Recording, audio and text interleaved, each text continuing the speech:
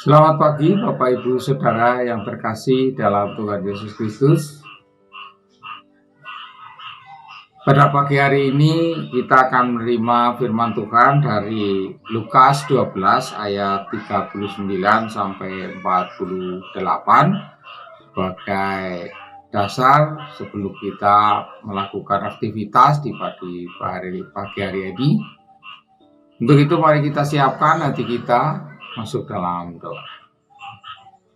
Selamat pagi Bapak, kami bersyukur dan berterima kasih karena Bapak masih menyertai dan memberkati kami. Tuhan bangunkan kami dari tidurnya kami. Semalam kami boleh tidur dengan nyaman, dan pada pagi hari ini Tuhan bangunkan dan Tuhan siapkan kami untuk boleh menerima firman-Mu melandasi setiap aktivitas dan kehidupan kami pada hari ini. Kiranya Tuhan kuasai hati dan pikiran kami sehingga kami mampu menerima dengan baik dan mampu melaksanakan di dalam kehidupan kami. Doa ini kami minta hanya dalam nama Tuhan Yesus Kristus. Amin. Bapak Ibu Saudara yang terkasih di dalam Tuhan Yesus Kristus, mari kita terima firman Tuhan dari Lukas 12 ayat 39 sampai 48 yang demikian. Ingatlah ini, seandainya tuan rumah tahu jam berapa pencuri akan datang, ia akan menjaga supaya pencuri tidak masuk ke dalam rumahnya. Sebab itu, kalian juga harus bersiap-siap. Karena anak manusia akan datang pada saat yang tidak kalian sangka-sangka. Tuhan, apakah pelajaran itu Tuhan tujukan kepada kami atau kepada semua orang? Tanya Petrus. Tuhan menjawab, siapa pelayan yang setia dan bijaksana sehingga diangkat oleh tuannya menjadi kepala atas pelayan-pelayan lain supaya ia memberi mereka makan pada waktunya? Alangkah bahagianya pelayan itu apabila tuannya kembali dan mendapat dia sedang melakukan tugasnya. Percayalah, Tuhan itu akan mempercayakan segala hartanya kepada pelayan itu. Tetapi kalau pelayan itu berkata dalam hatinya, Tuan, saya masih lama baru kembali. Lalu ia memukul semua pelayan dan makan minum sampai mabuk. Maka tuannya akan kembali pada hari dan jam yang tidak disangka-sangka.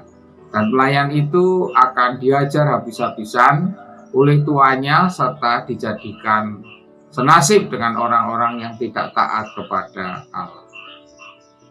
Pelayan yang tahu kemauan tuannya, tetapi tidak bersiap-siap dan tidak melakukan kehendak tuannya itu akan dicambuk dengan keras.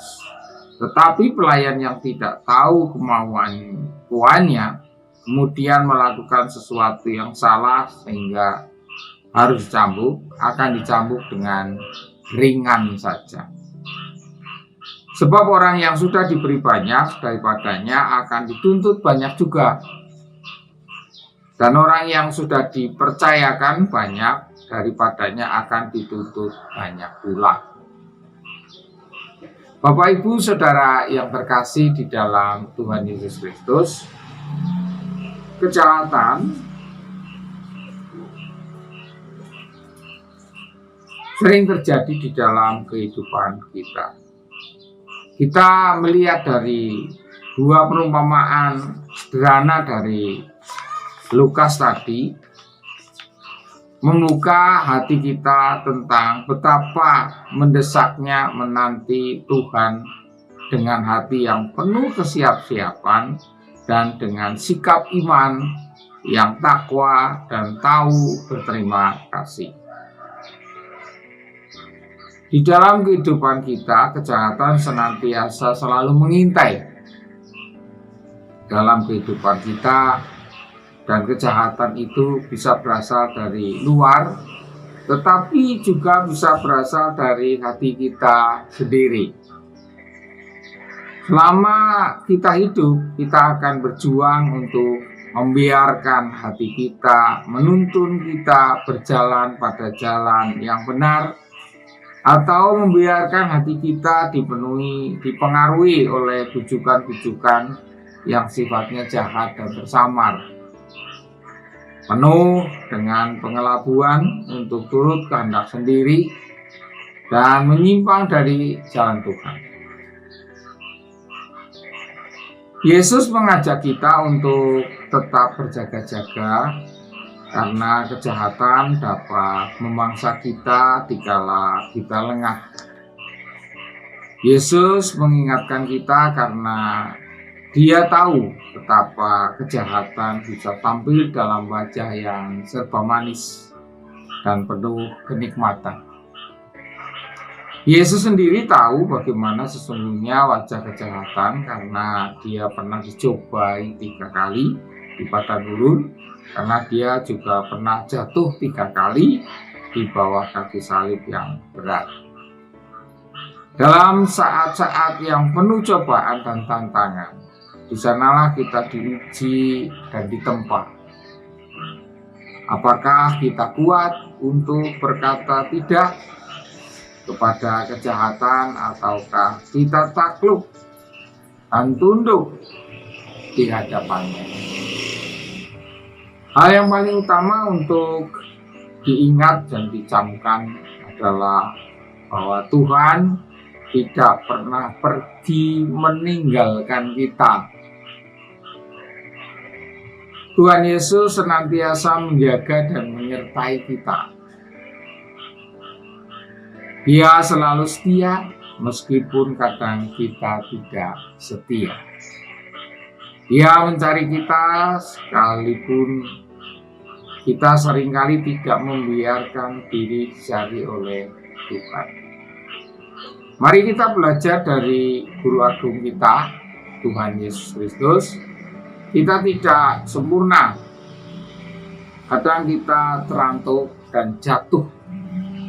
Namun sebagaimana Yesus dicoba dan Dia tetap bertahan, sebagaimana Yesus jatuh dan Dia bangkit kembali. Mari kita belajar perlahan-lahan untuk menjadi sempurna dalam hal-hal yang sepele, kecil, dan sederhana. Kalau kita jatuh, jangan putus asa. Tetap semangat. Bangun lagi dan terus berusaha meneladani Kristus.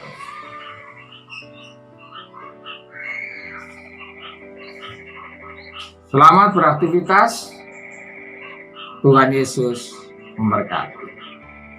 Amin.